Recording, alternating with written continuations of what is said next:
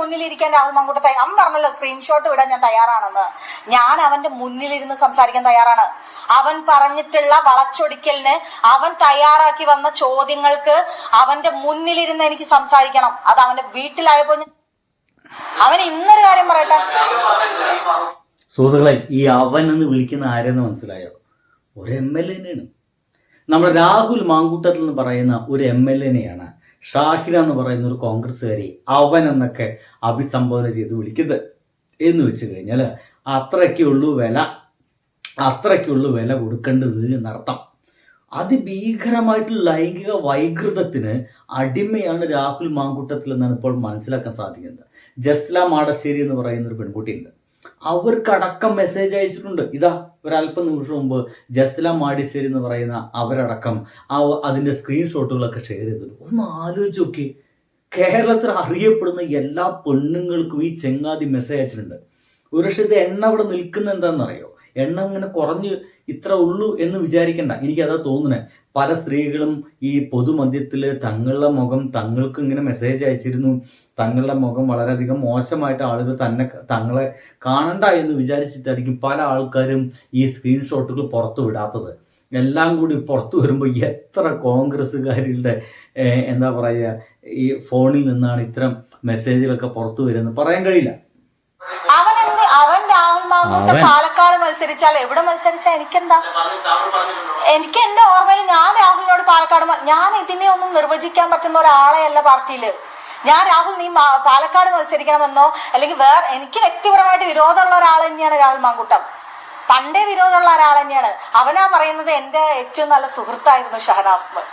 എനിക്ക് അതിൽ വളരെ ഇടയ്ക്ക് വന്നിട്ട് ലിറ്ററേച്ചർ ഫെസ്റ്റിന് എൻ്റെ ഫേസ്ബുക്കിലുള്ള എൻ്റെ ഫോട്ടോ കാണുമ്പോൾ അവനെന്തെങ്കിലും ഫീല് തോന്നുന്നുണ്ടെങ്കിൽ, അവന്റെ ലൈംഗിക വൈകൃതം കൊണ്ട് ഫീല് തോന്നുന്നുണ്ടെങ്കിൽ എന്നോട് വന്ന് ലിറ്ററേച്ചർ ഫെസ്റ്റ് നടത്താൻ പറയുന്നത് അവൻ എൻ്റെ സുഹൃത്തായതുകൊണ്ടല്ല എന്ന് മനസ്സിലാക്കാനുള്ള ബുദ്ധിയും ബോധമൊക്കെ എനിക്കുണ്ട്.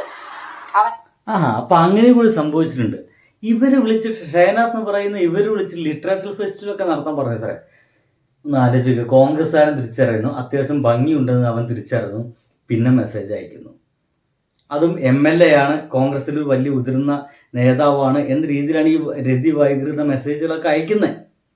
അവനെക്കാളും കുറച്ച് വർഷങ്ങൾക്ക് മുന്നേ ജനിച്ച ആളാണ് ഞാൻ. അവനെക്കാളും തീവ്രമായ അനുഭവങ്ങളിലൂടെ ജീവിച്ച ഒരു സ്ത്രീയാണ് ഞാൻ. മനസ്സിലായോ? അവനെ എന്നെ എന്താ പറയാ വന്നിട്ട് ഷഹനാസ് അങ്ങനെ ഷഹനാസ് എന്ന് 24 ചാനലിൽ വന്നിരുന്ന് ഡയലോഗ് അടിച്ചാൽ തകർന്നു വീഴാൻ ഷഹനാസിന് ഒന്നുമില്ല. ഷഹനാസ് എന്താവന് മെസ്സേജ് അയച്ചു എന്നും കൃത്യമായ ധാരണയുള്ളതുകൊണ്ടാണ് ഞാൻ ഇന്ന് നിങ്ങളെ കാണാൻ നിൽക്കുന്നത്. അതിന് ഞാൻ തയ്യാറാണ്.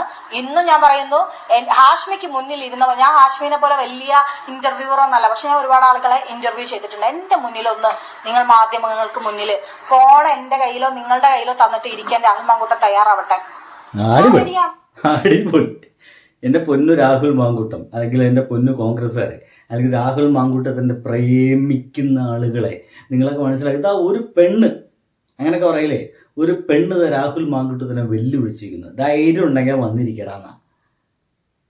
അത് കാട്ടുകോഴി എന്നൊക്കെ വിളിക്കുന്നത് കേട്ടോ. അവിടെ കേട്ടോക്കണം. ഞാൻ സംസാരിക്കാൻ റെഡിയാണ്. ഇനി അവൻ ചാനലിൽ വരുന്നില്ലെങ്കിൽ അവന്റെ വീട്ടിൽ പോകാൻ ഞാൻ തയ്യാറാണ്. ഞാൻ ഈ പറയുന്നത് സ്ത്രീകളോടാണ്. നിങ്ങൾ ആരെയായി പേടിക്കുന്നത്? ഇവൻ വന്ന് പറയുന്ന പേരിനെയോ ഇവൻ കുറെ പറഞ്ഞ പേരുകളിലുള്ള പെൺകുട്ടികളോടൊക്കെ ഞാൻ പറയുന്നത്, ഇവന്റെ വിചാരം ഇവൻ എന്തോ ഒരു കാമദേവനാണെന്നാ. എല്ലാ കേരളത്തിലുള്ള സ്ത്രീകളും ഇവന്റെ പിന്നാലെയാണെന്നാ ഇപ്പൊ വരുത്തി തീർക്കുന്നത്. ഇവൻ അയച്ച വോയിസും എല്ലാം പ്രത്യക്ഷത്തിൽ നിൽക്കുമ്പോ ഒരു ചോദ്യം പോലും ചോദിക്കാൻ കഴിവില്ലാതെ ഹാഷ്മി എന്ന് പറയുന്ന ജേർണലിസ്റ്റ് അവിടെ ബബ്ബ അടിക്കുന്നത് കണ്ടിട്ട് ലജ്ജ തോന്നാണ് എനിക്ക്. വാക്കുകൾ കൊണ്ട് അമ്മാനമാടുന്ന ഒരു മനുഷ്യനാണ് ഹാഷ്മി. അയാൾ എന്താ പറയുന്നത് അവിടെ?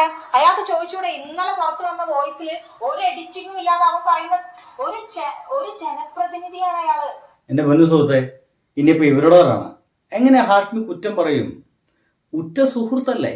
ഉറ്റ സുഹൃത്തിനെ സംരക്ഷിക്കല്ലാതെ ഹാഷ്മിക്ക് എന്ത് ചെയ്യാൻ കഴിയും?